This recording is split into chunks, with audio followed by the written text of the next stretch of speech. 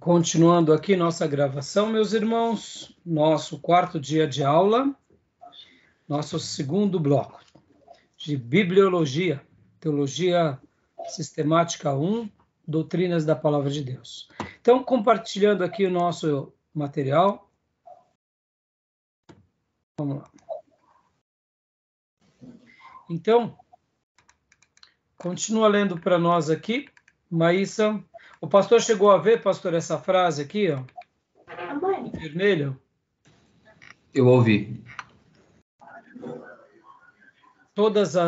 A autoridade das Escrituras significa que todas as palavras nas Escrituras são palavras de Deus, de modo que não crer em alguma palavra da Bíblia ou desobedecer a ela é não crer em Deus ou desobedecer a ele. Linda palavra, né, pastor? Linda, e ao mesmo tempo, né, nos faz refletir a respeito do que alguns liberais dizem, né? Que as Escrituras contêm. Contém, exatamente. Contém a palavra de Deus. Isso é um risco exatamente. terrível.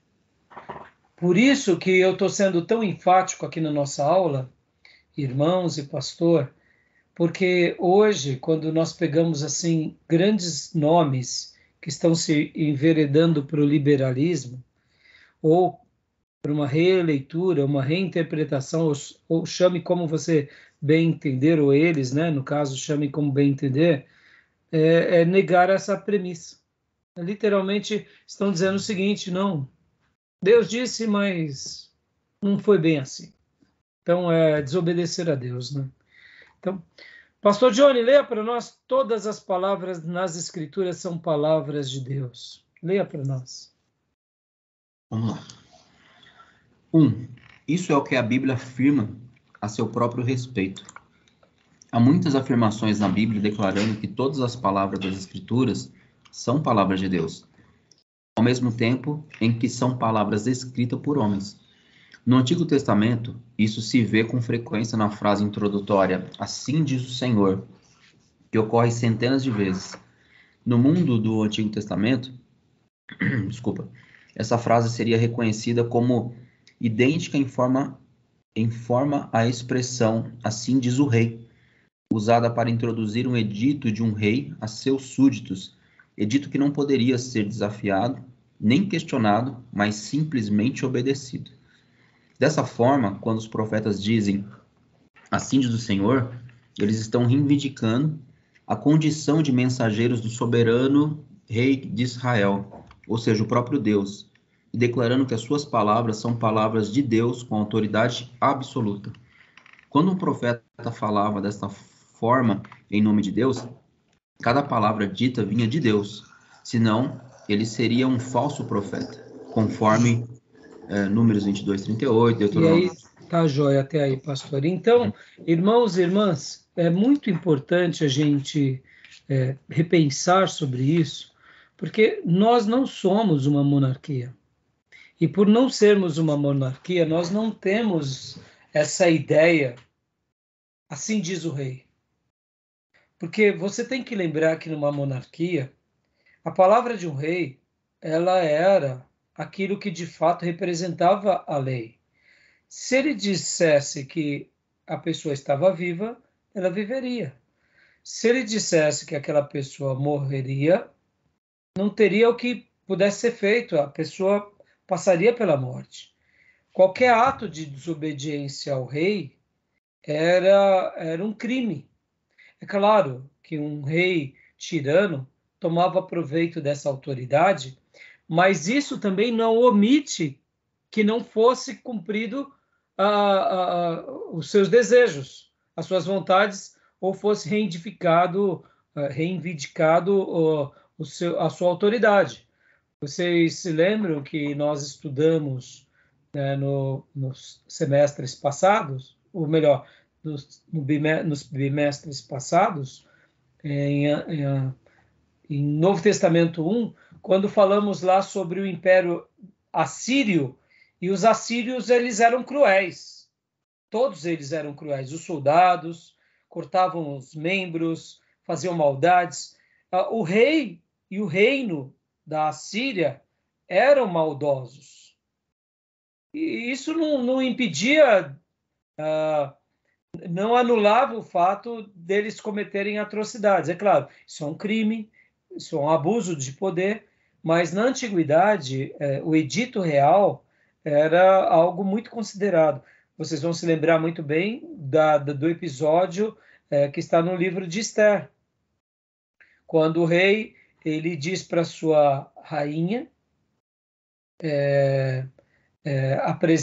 ser apresentada a Vasti, e ali Vasti literalmente ela não aceita e fazer parte da comitiva e da festa do rei. Ela foi destituída. Então, irmãos, uma coisa que a gente tem que lembrar é que numa monarquia isso era muito considerado. Por isso que a troca de um rei, mesmo que ele fosse um tirano, as pessoas obedeciam, ora pelo amor, sim, mas muitas vezes obedeciam mais pelo medo mesmo.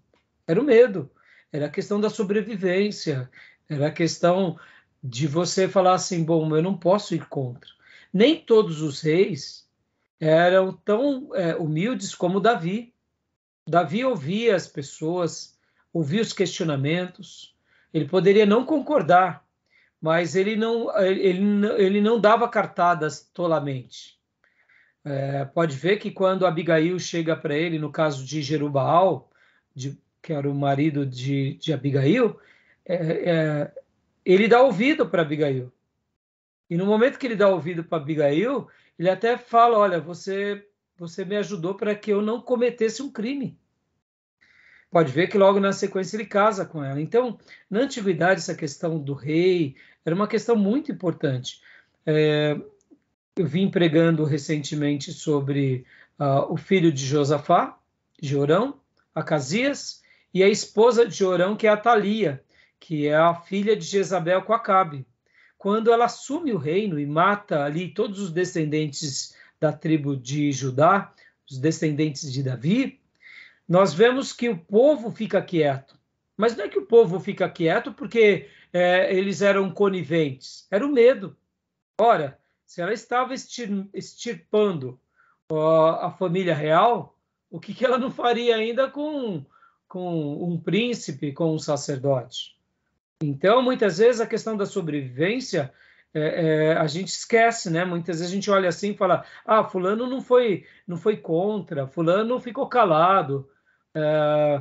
Irmão, você tem que lembrar que quem ia contra eram os profetas quando Deus mandava. Porque até mesmo quando Deus não mandava, o profeta ficava calado e fugia. Olha o caso de Elias, quando ele desafia os profetas de Baal, logo na sequência Jezabel mata os profetas, começa a perseguir Elias, o que ele faz? Ele foge. Ele não tinha uma palavra de Deus, fica, luta contra ela, tal. Ele busca Deus, Deus dá uma direção e ele vai e foge, ele vai se acaba indo para a caverna e etc e tal. Então, muitas vezes a gente tem que fazer uma leitura do momento. Porque o que é ter coragem, irmãos? Coragem é não concordar, é verdade. Mas tem vezes que ter coragem também é saber o quê? É saber lidar com aquele momento, com resiliência, com sabedoria, sem um enfrentamento burro. Quem é que disse que a gente tem que ter um enfrentamento burro qualquer hora? Por exemplo, quando hoje a gente pensa na China, a gente fala assim, os chineses, eles são covardes, eles não vão para a rua. Vai lá na China, vai viver na China. Depois que a gente está lá na China, vivendo na China, convivendo na China, fazendo uma obra na China, a gente vai entender o que é, como que é viver na China. Porque aqui no Brasil, muitas vezes hoje, a gente já vê uma certa perseguição àqueles que não pensam de uma forma como o governo, já se sentem um pouco amedrontados. Imagina num país onde tem uma represária muito maior, entendeu? Então, as palavras, assim diz o Senhor, era visto naqueles dias, o Rei dos Reis está falando. Ouçam ele, obedeçam ele. Porque assim, quando um rei dizia algo, logo na sequência viria o juízo. É claro que Deus não era igual aos homens, tirânicos, cruéis, e muitas vezes até mesmo nisso o povo abusava da misericórdia de Deus. Mas essa máxima é muito importante. Tá bom, meus irmãos? Querem fazer algum comentário? Alguma dúvida?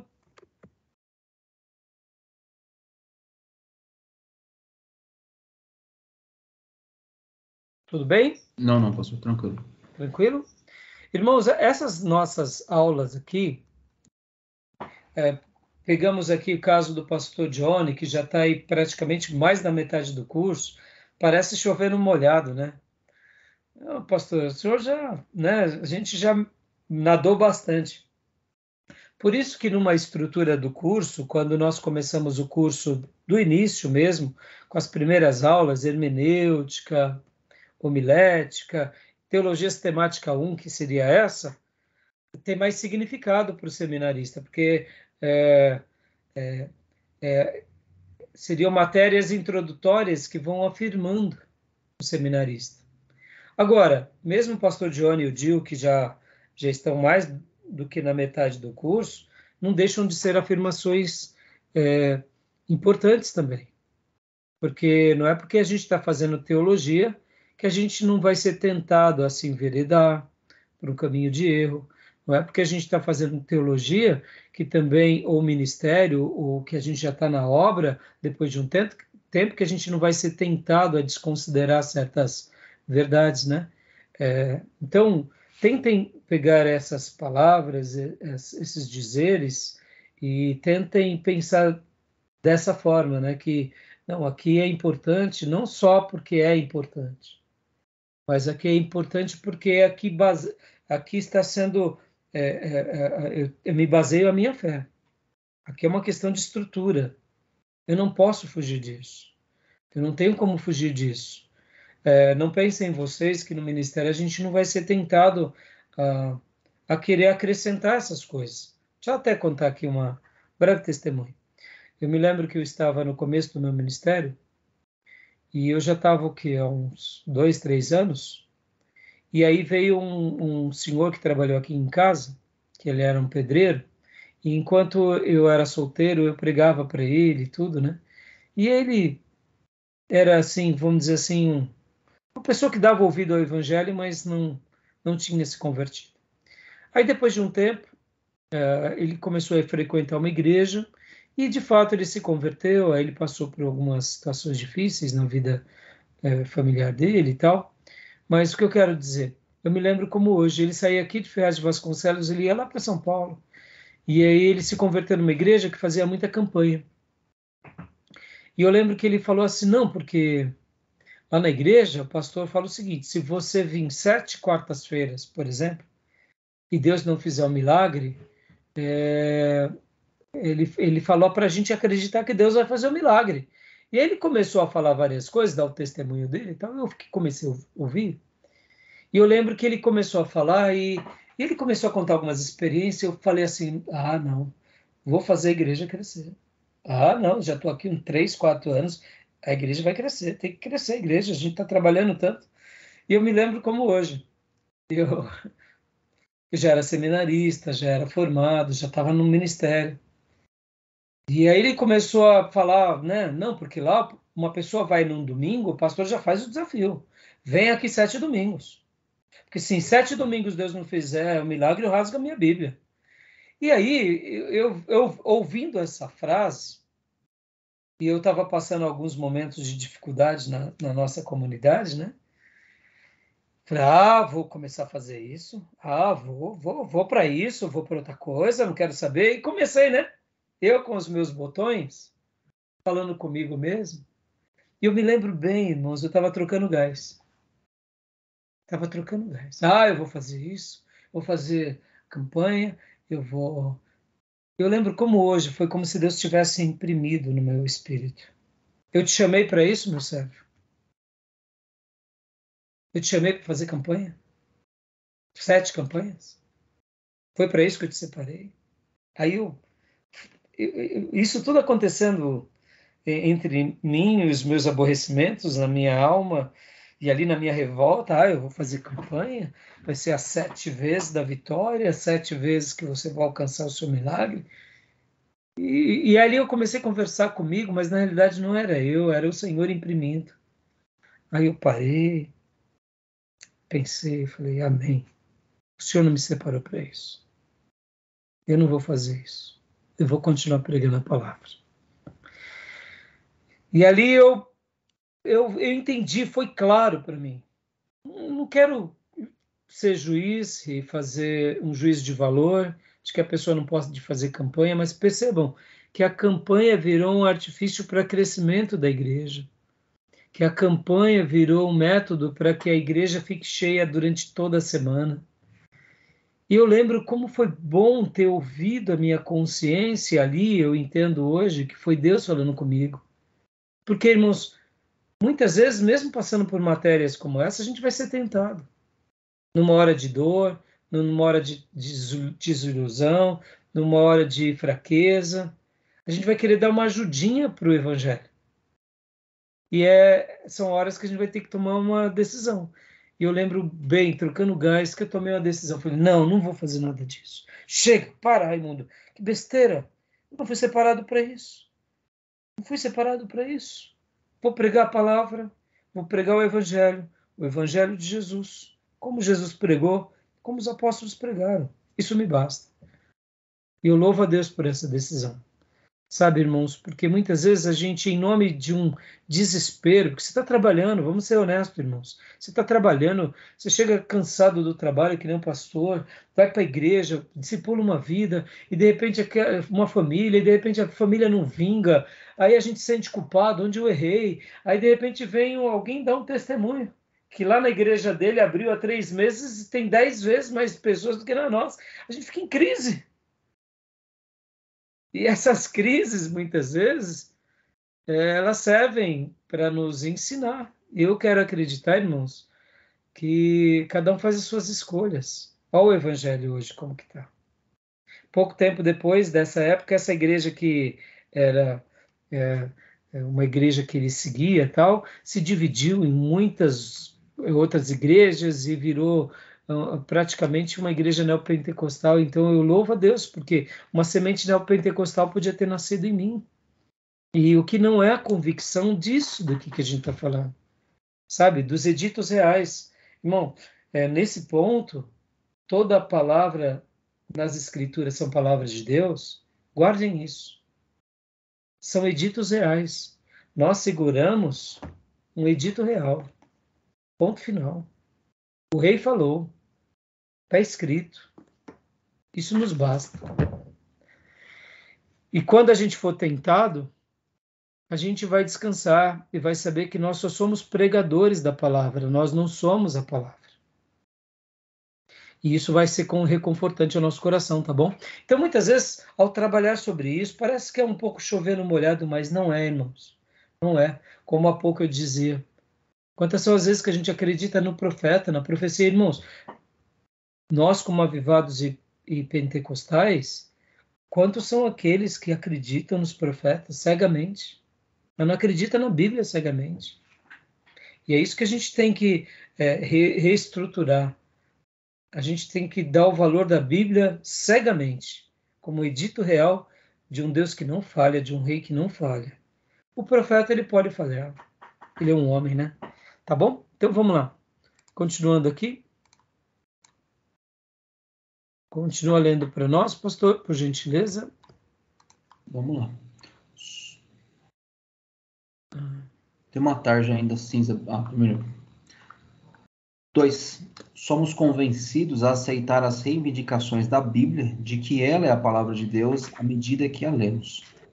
Uma coisa é afirmar que a Bíblia alega ser a palavra de Deus. Outra coisa é convencer-se de que essas afirmações são verdadeiras. Nossa convicção definitiva de que as palavras da Bíblia são palavras divinas vem apenas quando o Espírito Santo fala ao nosso coração nas palavras da Bíblia e por intermédio delas, dando-nos a segurança íntima de que essas são as palavras de nosso Criador falando conosco. Dá uma pausa, pastor, por favor. Eu queria ler também no livro texto aqui, olha só, na página 46, irmã Cleusa, página 46, no primeiro parágrafo, olha que frase linda. Muitas outras passagens, leia para nós aqui, irmã. Achou? Página 46, primeiro parágrafo, muitas outras passagens. Sim, pastor, achei. Leia para nós esse parágrafo. Muitas outras passagens do Novo Testamento fala de modo semelhante a respeito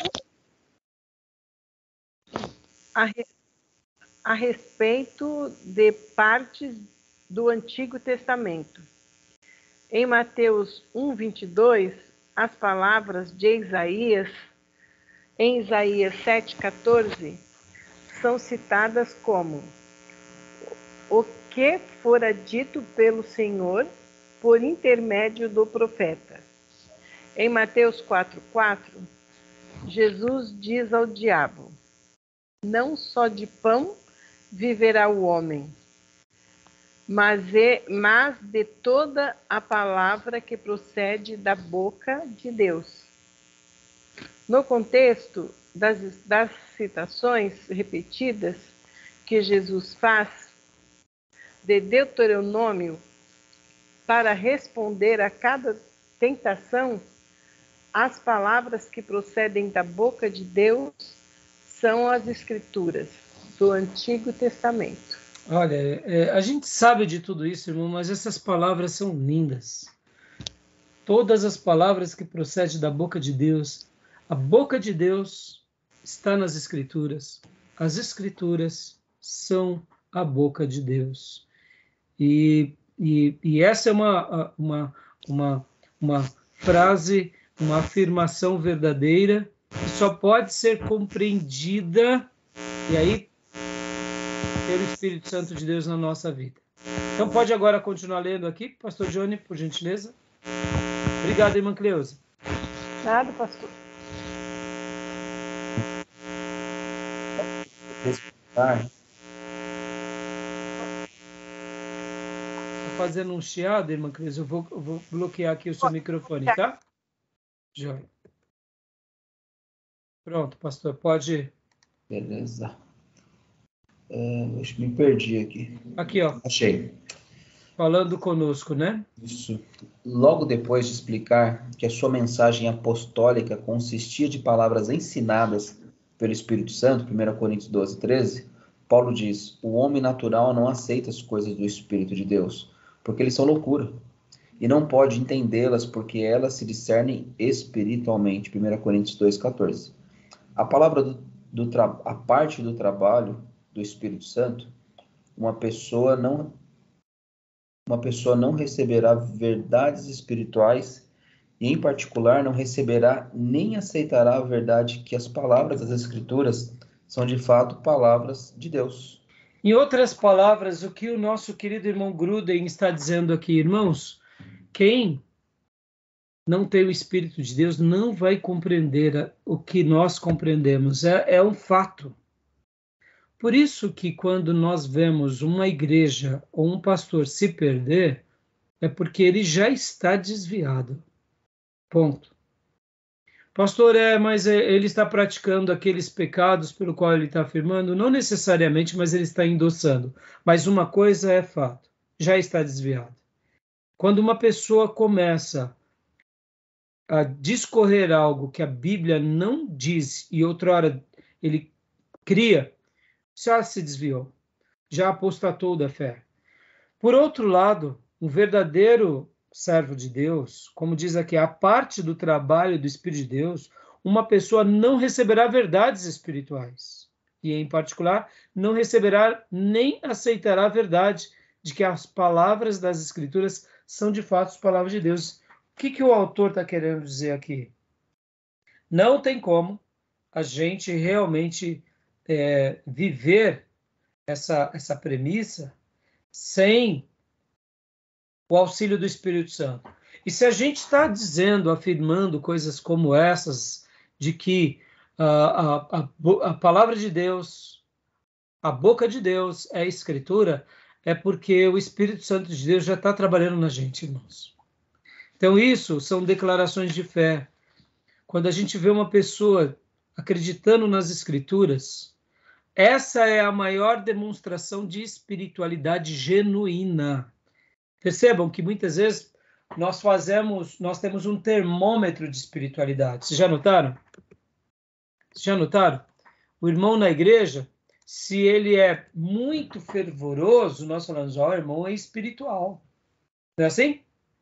Olha como ele dá glória a Deus. O glória a Deus dele me dá emoção. A irmã, quando ela começa a cantar, olha, ela é espiritual. Aí, de repente, ela pega a Bíblia, essa mesma irmã, e questiona a Bíblia aqui, questiona a Bíblia acolá, não entende, reinterpreta, faz um balaio de gato. Aí nós dizemos, a irmã é espiritual, mas ela tem dificuldade com a Bíblia. Não, não, não, não. Não, não. O Espírito Santo, que é o autor das Escrituras, é aquele que faz e dá entendimento das Escrituras. Aí nós pegamos uma outra pessoa que é um sorveteriano. Você conhece os irmãos sorveterianos? Eu fui pregar na igreja presbiteriana esses dias. Ô, meus irmãos, você acredita? E foi muito legal, porque eu preguei, eu estava soltinho que não, eu fico na minha igreja. E tinha vários irmãos dando glória a Deus, aí que eu fiquei mais soltinho. Mas eu já fui pregar em uma certa ocasião eu preguei numa outra igreja presbiteriana, que eu não tive feedback performático labial, em palavras, mas eu tinha feedback nos olhos. Que coisa linda, irmãos. Então eu pregava, os olhos dos irmãos brilhavam. Ora, você via como que eles realmente sendo tocados por Deus, mas não tinha expressão. Foi uma delícia, foi diferente, né? E quando eu vou pregar nas igrejas pentecostais, aí eu sofro, porque aí eu gosto de gritar, né? Meu irmão fala assim, ama como grita? Não, eu falo, é seu irmão pregando, você quer que eu faça o quê? Sou eu, Ele, grita menos, ele fala assim, meu irmão. Grita menos. Eu falo, no dia que eu gritar menos, sou eu. Tem hora que eu estou mais reflexivo, mas tem hora que a mensagem é mais fogosa. Eu não me preparo para isso, sabe, irmãos? É claro, tem mensagem que eu falo assim, essa daqui eu sinto mais empolgado. Mas voltando, quando eu vou pregar nas igrejas pentecostais, que é muito avivada, geralmente eu falo, amém, meus irmãos, amém. Calma, calma, calma, tá bom. Porque, né, a gente começa, e aí os irmãos vai se empolgando, chega uma hora que você não consegue mais falar, você tem que falar mais alto que eles, porque os irmãos estão mais... Então, o que eu quero dizer? Olha só como que é interessante, irmão. Você vai pregar numa igreja presbiteriana, os irmãos muitas vezes podem não dar uma resposta, ou numa igreja batista tradicional. Ali, performática, calorosa.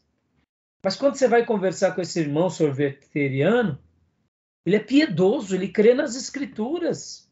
Aí nós olhamos aquele que na igreja dá glória a Deus alto, e o tradicional que mal se expressa, e nós temos o quê? Nós temos duas diferenças. A gente fala assim, um é espiritual, o outro não. Não, quem é o espiritual de fato?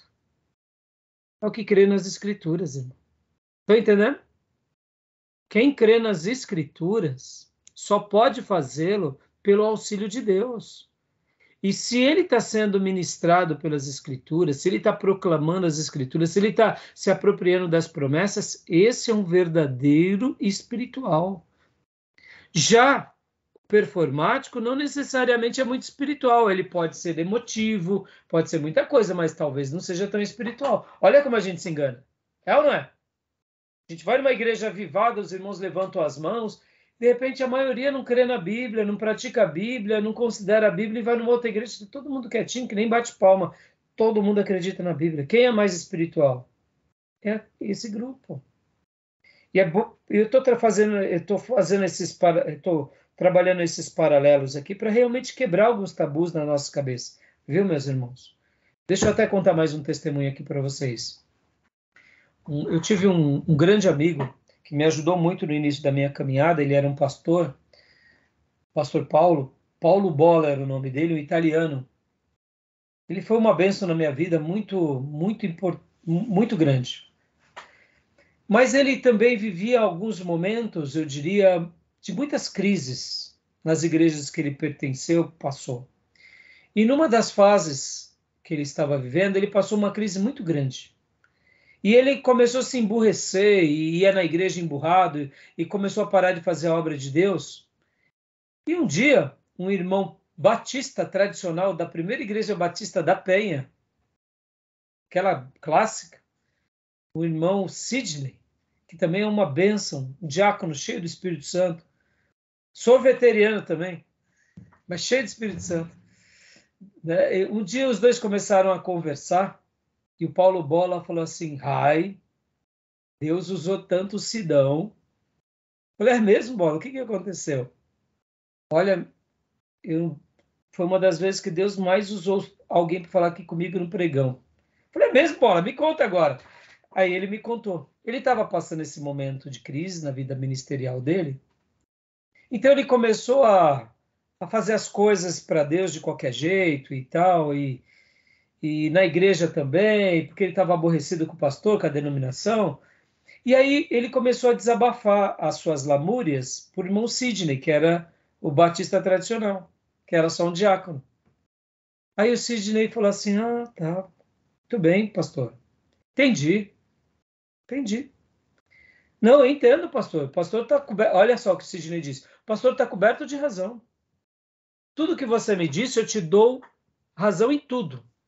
A igreja está com problema. O pastor lá está te perseguindo. Eu acho que você está certo mesmo, não tem que fazer mais nada mesmo. E você sabe, só quero te dizer uma coisa. Lá naquele dia do juízo, lá naquele dia, quando você estiver diante do Cordeiro, ele vai falar assim para você, ó. Parabéns, pastor, você fez tudo certinho mesmo. Você deixou de pregar, você foi para a igreja, ficou fazendo boicote. Eu entendo, foi muita luta mesmo, é verdade. Os irmãos eram meio carnal, a denominação não estava ajudando, a família. Não, fica tranquilo. Eu morri na cruz, mas eu entendo o seu dilema. O seu dilema era muito grande mesmo. Pode entrar aqui para o reino dos céus. Na hora que o pastor Paulo Bola, italiano, ele tinha um olhão, ele arregalava o olhão. Quando o Sidney falou isso, ele regalou o olhão, saiu dali e aí mudou a vida dele. E aí ele dizia assim para mim, Deus usou o tradicional. E eu dei muita risada. O que o Sidney estava fazendo, irmãos? Estava pegando a palavra. Nada justifica. Você está dizendo, é tudo tolice. Você se esqueceu do Cordeiro, você se esqueceu do reino, você se esqueceu de quem importa. O que é fazer ministério? É olhar para o homem, é olhar para o lado, é olhar para trás, ou é olhar para o autor e consumador da sua fé e segui-lo? Você está esquecendo que você vai ter um julgamento, que naquele dia você não vai poder dar desculpas, que todas as nossas desculpas serão tolices? Então, por que eu estou falando isso e gastando esse momento aqui, meus irmãos? O Espírito Santo sempre vai nos levar à palavra. E é a palavra que vai dar em nós essa espiritualidade.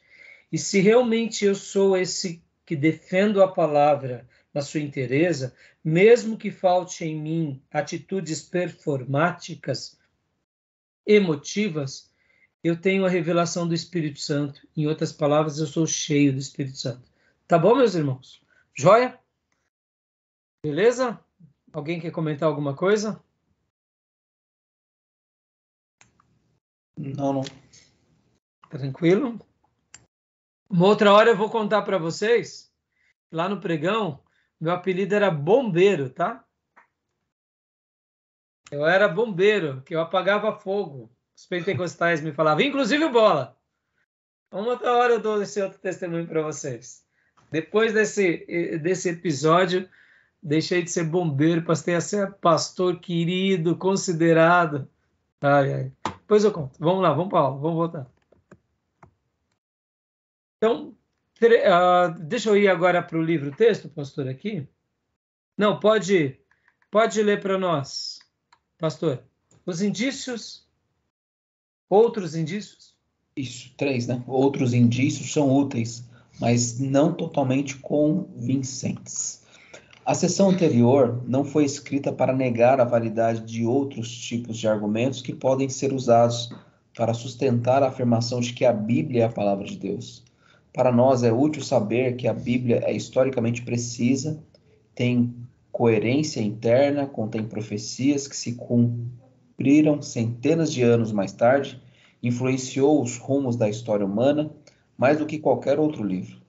Vem mudando a vida de milhões de indivíduos ao longo da história, pessoas encontraram a salvação por meio dela, possui em seus ensinos beleza, majestade e profundidade que nenhum outro livro pode superar e afirmar centenas de vezes ser a verdadeira palavra de Deus. Todos esses e outros argumentos são úteis para nós e removem obstáculos que, de outra forma, se levantariam contra a nossa fé nas Escrituras. Mas todos esses argumentos, considerados separadamente ou em conjunto, não conseguem ser convincentes de maneira definitiva. O que o autor aqui está querendo dizer, irmãos, é que é o seguinte: se a gente ficar dando ouvido para um monte de coisa, chega uma hora que a gente acaba ficando em dúvida e colocando em xeque a palavra de Deus. Vou dar um exemplo aqui, irmãos. Por exemplo, a Bíblia não vai falar necessariamente de tecnologia. Então, quando a gente pensa assim, por que a Bíblia não fala de tecnologia? Por que a Bíblia não fala assim de ciência, como hoje nós conhecemos? Então, a impressão que dá é que nós seguramos nas mãos um livro antiquado, um livro limitado, que precisa também ser atualizado, assim como a medicina foi atualizada. Assim como, irmãos, quer uma coisa mais impressionante nos nossos dias do que as nossas cidades? Sejamos honestos. Eu não sei se vocês já pararam para pensar, mas hoje, uma pessoa que tem um padrão de vida classe média alta, ele vive melhor do que um rei vivia na antiguidade. Já pararam para pensar? Uma pessoa de classe média alta, tá? Ele é muito mais privilegiado do que era um rei numa certa nação no passado. Hoje, quando nós pegamos um condomínio de classe média alta, são pessoas muito ricas, muito influentes. Então, quando a gente pega, por exemplo, a questão da medicina, como eu disse há pouco, e comparamos a medicina ao longo da história, e a gente vê como que eram os métodos utilizados na medicina há 1000 anos atrás, 2000 anos atrás, 500 anos atrás e hoje, nós olhamos assim e falamos assim, não, olha como evoluímos. Quando a gente começa a fazer esse tipo de comparação de medicina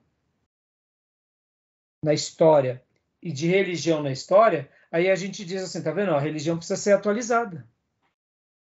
Tá entendendo? A tecnologia, irmãos. Vocês já pararam para pensar como que eram os dentistas na antiguidade? Um dia eu fiz uma pergunta para o meu dentista. Doutor, como que era antigamente? Aí ele falou, antigamente você não tem noção. Os aparelhos eram as coisas mais rudes. A maneira em que se mexia num dente. Irmão. Pensa hoje, irmãos. Hoje o artefato de um dentista, a maneira em que eles anestesiam, eles vão fazer, eles literalmente fazem uma obra de arte no nosso dente, né? Tá um bueiro lá, eles vão lá e tal e deixa novinho e você consegue ficar com aquele dente agora reparado, né? Com uma capa do que durante o restante da sua vida, se tudo correr bem. Antigamente não. Antigamente deu uma cara e começou a dar dor, tem que extrair, ou seja, chegava uma hora que a maioria das pessoas, elas ficavam realmente sem os seus dentes. Então, como que... Olha a evolução. Então, quando a gente começa a fazer uma comparação com relação a várias coisas, parece que nós somos antiquados, mas não, a gente não pode seguir o mesmo padrão. A gente não pode seguir o mesmo escopo. Não é porque a ciência mudou, que mudou ou ampliou ou melhorou, que a fé é diferente. Dá para entender o que eu quero dizer? Né? Então, a gente não pode também deixar de estar aberto às coisas, mas, ao mesmo tempo, a gente não pode inferiorizar aquilo que veio de Deus, eu diria, como a sua essência. Tá bom, meus irmãos? Tudo bem até aí? Tranquilo? E as escrituras é o princípio, né? Então, se a gente quer mudar a raiz das coisas, vai nos conduzir ao erro. Mas parece, a gente, para nós que temos esse pensamento ortodoxo, pastor, é muito fácil isso. Mais fácil. Mas assim, vamos pensar num jovem que está entrando na universidade, que começa a ouvir, por exemplo, esses dilemas da psicologia, da ciência. Na cabeça deles, isso dá uma... E é muito atraente, né, tudo isso, né? Então, é o que o senhor está falando, não tenha dúvida. Porque você vê, há uma evolução, né? Há uma construção, né? Por exemplo, agora, irmãos, só uma coisa bem interessante agora aqui para vocês. Deixa eu até dar uma dica de investimentos aqui para vocês. Não posso dar recomendações, mas estudem muito agora sobre hidrogênio verde. Hidrogênio verde possivelmente vai ser o ouro das próximas gerações. O que seria o hidrogênio verde, né? Essa nova tecnologia. Sempre existiu a energia à base de hidrogênio. Mas por que ele é chamado assim, né? O biohidrogênio? É porque você, bem simples aqui, H2O, não é? É duas moléculas de hidrogênio e uma de oxigênio, não é assim? Separa o H do O, separa o hidrogênio da água. O que sobra? Sobra hidrogênio e oxigênio. O hidrogênio, irmãos, como energia, ele é muito potente. Por exemplo, quando você faz uma correspondência entre o gás, entre a gasolina, é como se ele fosse muito mais eficiente do que o gás ou do que a gasolina. Mas no a entanto, combustão também? É a combustão também? Nossa, tem combustão e é muito efetivo. Só que qual que é o problema? O grande problema é como você separa essas moléculas. No processo de separação dessas moléculas, pastor, você precisava o quê? Ou de gasolina ou de carvão. Então você polui para fazer a separação.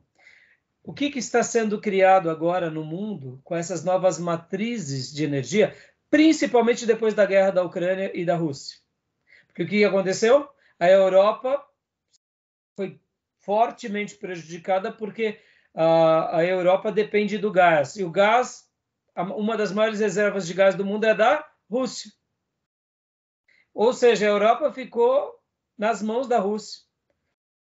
A Europa ela tem energia por meio sendo energia atômica, no caso do urânio, por exemplo, as maiores matrizes de energia da França são de urânio, sendo que vem da onde? Do Níger, onde está tendo guerra agora. Olha que interessante. Então a França está sofrendo, porque o Níger é um dos maiores fornecedores de urânio no mundo, e ela precisa dessa energia. E agora está tendo uma guerra civil no Níger. O que acontece, irmãos? Voltando para a Europa e para a Rússia. O gás, a gasolina e outras fontes de energia verde. Por exemplo, irmãos, o nosso país é um dos países com mais matrizes de energia verde, ou bioenergia. Por exemplo, irmãos, a nossa energia elétrica, criada por hidroelétrica, ela não é poluente. Você concorda? Você tem uma represa, a represa deságua, vira as turbinas, etc. E tal. Qual a outra nossa matriz de energia? A eólica, aquelas das pás, o vento. Ali também é uma energia limpa, não polui. Qual outra nossa matriz de energia limpa? A solar. Nós temos sol. Olha o país, olha o nosso país. Qual é a quarta fonte de energia muito boa, no nosso caso, que não é poluente? O etanol, a cana-de-açúcar. Eu não sei se você sabe, por exemplo, você liga o carro quando estava com álcool na garagem, não faz mal. Pode ver, o álcool dos combustíveis, o álcool ele é menos poluente ainda do que todos os outros. Segundo os especialistas, irmãos, só para vocês terem uma ideia, até mesmo a Tesla, que fabrica carros elétricos, aquelas baterias são poluentes. Então, depois do uso de um carro elétrico, aquela bateria você vai ter que reservar num lugar, porque ela é poluente. E o etanol, olha que loucura, pode ver que o etanol ele não é poluente, porque você pode queimar álcool dentro de casa, porque até a queima dele não prejudica a gente. E o bagaço da cana-de-açúcar agora, o bagaço da cana, hoje nós temos o etanol de segunda geração, que é feita pelo bagaço. Olha que interessante. E mesmo assim, depois, esse bagaço também vai para adubo. Ou seja, olha o ciclo. Então, ele é verde também. Então, a gente aqui no nosso país, a gente tem 4 matrizes. A hidrelétrica, a eólica, solar e a base de cana, ou principalmente cana-de-açúcar. Então, quando você usa esses processos aqui para separar o hidrogênio, você tem o hidrogênio limpo, que não polui o meio ambiente. Então, possivelmente, o nosso país será, nas próximas gerações, o maior produtor de hidrogênio verde do planeta. Você acha que os outros planetas não querem o nosso país? Claro que querem. Está todo mundo querendo o Brasil, um pedaço do Brasil, porque não falta água, vento, sol e terra para plantar cana. Interessante, né, irmãos? Então, assim, percebam, né? Eu estava falando tudo isso por causa da questão da tecnologia. Agora eu não me lembro por quê. Entrei aqui, agora me ajuda a voltar. Agora eu vou precisar de voltar. Geralmente eu volto. Eu acho que era por causa das mudanças nas culturas. A gente estava falando dos jovens numa universidade, a tecnologia, para a tecnologia. Então, pensem vocês, né? Olha como a tecnologia está indo longe. Então, quando a gente olha todo esse mundo em expansão, e a igreja, muitas vezes, em cima de um fundamento de séculos, parece que a gente é antiquado, né? Essa é a questão. Foi aqui onde eu... Mas não é. Na realidade, os valores de Deus, eles são tão fortes e tão poderosos que a gente pode aplicar em cada momento da nossa vida e da nossa existência, né? Então, a gente está aberto ao diálogo, estamos abertos à tecnologia, estamos abertos a tudo isso, e tudo isso não tem... As escrituras, pelo contrário, ela vai até dizer o seguinte: aproveitem o máximo das oportunidades. Então, a gente tem que aproveitar e saber usar. Mas se a gente tiver uma visão míope, não vá para a igreja, não estude, não vá para a universidade, aí a gente se torna retrógrado, né? Tá bom, meus irmãos? Beleza? Eu dei uma entrada aqui, mas fica aí uma dica para vocês conhecerem um pouquinho mais. E é interessante, né? É interessante. Depois assistam na Netflix sabe aquele tsunami que teve no Japão, que pegou uma usina nuclear?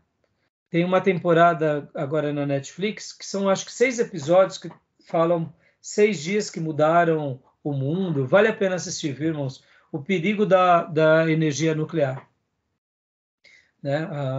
O Japão possivelmente vai passar mais uns 20 ou 40 anos para tentar, olha que loucura, né? Para tentar limpar aquela área lá, porque a energia nuclear é muito poluente. Agora, e aí, pastor, e tem como fugir também da energia nuclear? Não sei se vocês sabem, aqui no nosso país nós temos o Angra 1, Angra 2, né? Inclusive são energias nucleares. Um país precisa ter também, como uma reserva, ainda mais nesses dias, né? Porque a Alemanha ela tinha energia nuclear, ela desativou, ficou dependente do gás e olha aí o preço que ela está pagando agora. Então é interessante a gente estar aprendendo sobre essas coisas, né? Mas voltando, irmãos. Então, irmãos, existem muitas coisas na nossa vida que a gente pode realmente unir sem desconsiderar a Bíblia, e não é porque a gente segue a Bíblia que a gente vai deixar de lado com a tecnologia, com a ciência. Por quê? Porque uma coisa não tem nada a ver com a outra. Pelo contrário, quanto mais eu creio nas Escrituras e quanto mais eu dialogo com a vida, mais eu me torno espirituoso e posso dar uma contribuição muito grande na nossa sociedade. Tá bom? E aqui vamos para o 4, então, irmãos. 4 aqui. Querem fazer algum comentário, irmãos? Até mesmo um pouquinho fora da pauta, porque já que entrei, né? Não? Tranquilo? Não. 4. Pode ler para nós, Maísa, por gentileza. As palavras das Escrituras são autocorroborantes. Meu mouse tinha dado uma travada aqui. Elas não podem ser comprovadas como palavra de Deus, apelando-se a alguma autoridade superior. Pois se caso apelasse a uma autoridade superior, por exemplo, exatidão histórica ou coerência lógica, como recurso para provar que a Bíblia é a palavra de Deus, então a própria Bíblia deixaria de ser a nossa autoridade mais alta ou absoluta e ficaria subordinada em matéria de autoridade. Aquilo a que apelássemos, a fim de provar que ela é a palavra de Deus. Dá uma pausa aqui. Olha só que interessante, irmãos. Quando Deus revela a sua palavra e ele apresenta ela de forma autoritativa, ele não apela para algo para comprovar, porque como o autor está querendo dizer, quando você apela, aquilo se torna maior. Por isso que Deus apenas diz e não explica nada. Ele diz o que devemos fazer, como devemos fazer e por onde fazer. Mas ele não fica se explicando, porque só se explica quem deve, e Deus não deve nada. Vocês já notaram que Deus ele se revela, ele se comunica, ele se afirma e ponto final. E ele não apela necessariamente para algo superior. Ele não precisa de provas coerentes, lógicas, porque senão a lógica seria a sua última palavra. A exatidão histórica seria a última palavra. Então, como ele é a palavra última em si mesmo, é por essa razão que ele não faz isso, ele não faz esse apelo. Ficou claro isso? Tudo bem? Amém. Tranquilo? Ficou. Joia. Então vamos lá. Se no final das contas apelássemos à razão humana, ou à lógica, ou à exatidão histórica, ou à verdade científica como autoridade pela qual se demonstra que as Escrituras são palavra de Deus, então estamos pressupondo, tem uma tarja assim, né, pastor? Aqui, que a coisa para a qual apelamos é uma autoridade superior às palavras de Deus, e também mais verdadeira ou mais confiável. Esse ponto aqui é muito legal, deixa eu gastar um minuto aqui. Sejamos honestos. Gostamos ou não da lógica? Sim. Dá uma explicação lógica para as pessoas, não é assim? Sim, sim. Achamos que por meio da lógica as pessoas entenderão o caminho do evangelho, sim ou não? Sim. E agora eu digo para vocês, se Deus quisesse que a lógica fosse o meio de convencimento, a Bíblia seria um livro de lógica. Seria um livro de explicação. Deus não precisa que defendamos ele, irmãos. Guarde isso. Sabe aquela ideia de que nós estamos defendendo uma tese para os outros? Parece que a gente está defendendo Deus, como se nós fôssemos advogados de Deus, e Deus está no banco dos réus, porque ele precisa de um advogado tão bom quanto o Raimundo para provar para os outros e para o descrente que Deus é bom. Não, meus irmãos, Deus não precisa de advogado. Estão entendendo o que eu quero dizer? E as pessoas não se converterão pela lógica. A lógica pode ser, ou a razão, ou o conhecimento, um dos canais pelo qual a pessoa passa a crer. Mas quantas são as vezes que a gente explicou tantas coisas lindas e maravilhosas para as pessoas, e mesmo elas entendendo tudo, no final das contas ela diz, beleza, eu vou deixar para quando eu ficar velho. Porque a fé tem a ver com arrependimento, com essa contrição, essa atitude de dizer, não, eu preciso de Deus, de Jesus, porque eu sou pecador. Estão entendendo, irmãos? Isso é precioso, não é? Quantas são as vezes que a gente está querendo convencer alguém de alguma coisa? Irmãos, a gente não convence ninguém. Quem convence alguém de alguma coisa é o Espírito Santo. Deus nos usa como instrumentos dele. Mas quem vai convencer é o Espírito Santo. A gente não é o convencedor. Aquele que convence. Estão entendendo, meus irmãos? É muito interessante isso, porque a gente gosta de convencer as pessoas de que Deus é bom. Não, você não precisa de convencer ninguém. Em outras palavras, Deus não precisa de defesa nenhuma nossa. Pastor, então por que a gente defende? Então eu vou explicar por que a gente defende. A gente defende, ora, para a gente se convencer de que a gente está no caminho certo, de que aquilo que a gente está fazendo está certo, e para que, quem sabe, aquela alma que está no erro, entenda que ela está no erro. Então, na realidade, nós não estamos defendendo Deus. Nós estamos tentando falar a uma consciência afadada ao erro de que ela é errada, ele é errado, e que Deus está certo.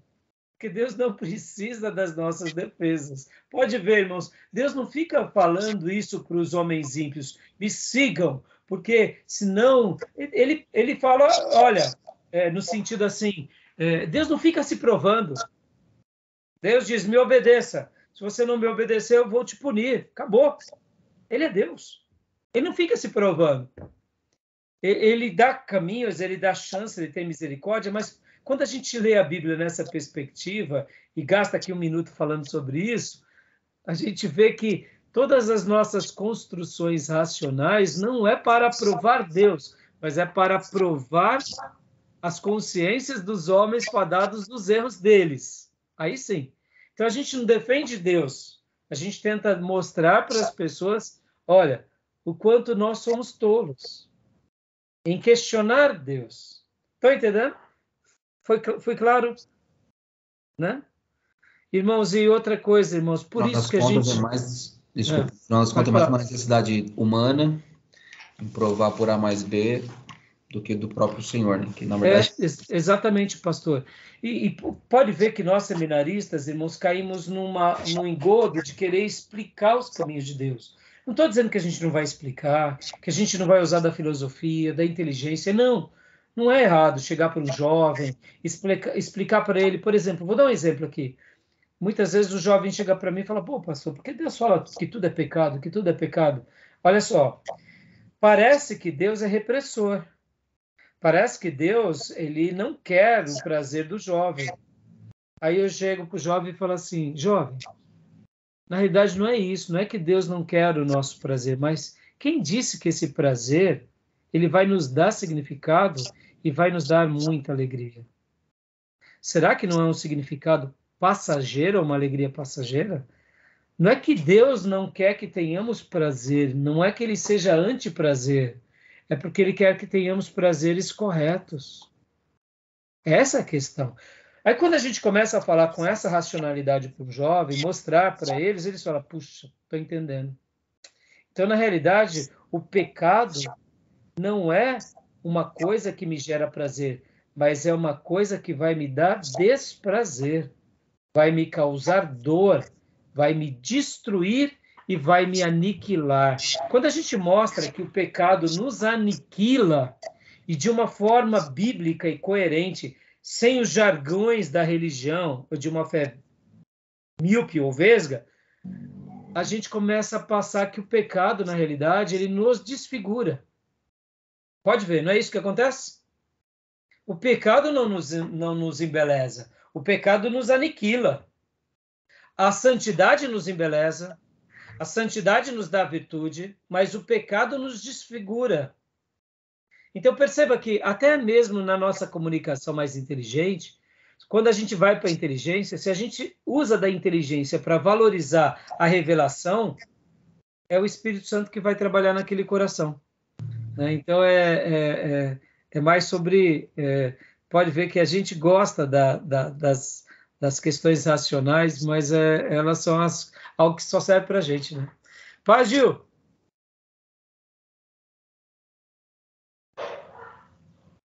Tudo bem, meu irmão?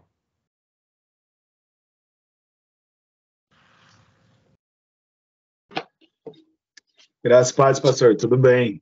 Então tá bom. Acabei de chegar, viu? Mas vim acompanhando a aula no carro. Cheguei um pouquinho atrasado, mas... Deu para ver um pouco? Um pouco. Depois eu pego o começo. Ótimo, joinha. Então pega assim, tá bom? Então, beleza, meus irmãos? Alguma dúvida até aqui? Tudo bem até aí? Então, as palavras são autocorroborantes nesse sentido. Irmão, guarde isso. Deus não precisa de que provemos Ele. Quem precisa são as pessoas. É uma mente fadada ao erro, à ignorância, às limitações. Então, quando nós justificamos algo, defendemos algo, não é para Deus. É para as mentes das pessoas ou dos irmãos. Nós, a igreja, nós seminaristas, teólogos, precisamos ser afirmados de que Deus está correto e que a gente está errado. Nós e as nossas consciências fadadas aos erros precisam ser corrigidas disso, o tempo todo. Pode ver. Mas Deus não precisa de defesa. Até porque ele já é o advogado por excelência. E a gente precisa dele. Não ele da gente. Não é? É aquela velha máxima, né? Deus sem nós continua sendo Deus. Nós sem Deus somos nada. Então, esse princípio a gente tem que desfrutá-lo, inclusive nessa hora. É por essa razão, irmãos, que quando a gente prega o Evangelho, a gente prega o Evangelho. A gente não prega uma lógica religiosa. Deixa eu dar um último testemunho aqui. Vocês já ouviram falar sobre aquele livro Nick Cruz? Foge Nick? Como que era o nome? Oh, meu Deus, esqueci agora. Deu um branco. Existiu em Nova York um grande pregador que, inclusive, escreveu esse livro. O título dele é mais ou menos isso. E havia um pastor em Nova York que ele era muito... Ele saiu das drogas, saiu do crime e ele montou uma igreja. Chegaram certa ocasião para ele e falaram assim: pastor, para de chorar, porque o senhor só vive pregando chorando. E aí ele, realmente, fazendo uma avaliação crítica, falou: poxa, não fica legal, né? Toda vez eu vou me comunicar, choro. E aí ele começou, então, a pregar. Oh, meu Deus, deu um branco no nome dele. Depois eu vou lembrar e mando no grupo. E aí ele começou a pregar e se controlando nas suas emoções. Bom, resumindo, as almas pararam de se converter, o povo parou de se edificar e ele entrou em crise. E aí ele chegou para os irmãos e falou: irmãos, desculpa, cancela tudo. Esse mais catedrático acadêmico, parei com ele. Deus me fez ser assim, eu vou voltar a ser assim. Essa foi a minha experiência aos pés da cruz. Foge Nick, é o nome. Foge Nick, o nome do livro. E eu vou continuar sendo esse pregador assim mais emotivo, porque foi em cima de toda essa experiência que Deus transformou a minha vida. E aí ele voltou a chorar, voltou a pregar, e as almas voltaram a se converter. O que eu quero usar ele como ilustração, irmãos? Ele tentou ficar mais inteligente, mais formal. Ele tentou ficar mais humano, mais numa linguagem de mercado. Irmãos, é a mensagem da cruz. É a mensagem da cruz. As palavras das Escrituras são autocorroborantes. Deus não precisa da lógica, Deus não precisa da performance humana, do intelecto, da filosofia. Deus quis se revelar para nós por meio das suas Escrituras. Elas são a boca de Deus, ponto passivo. Que possamos comer dela e anunciar ela. Tá bom, meus irmãos? Beleza? Então, vamos dar uma pausa aqui. A gente vai para o último bloco, tá bom? Joia? Joia.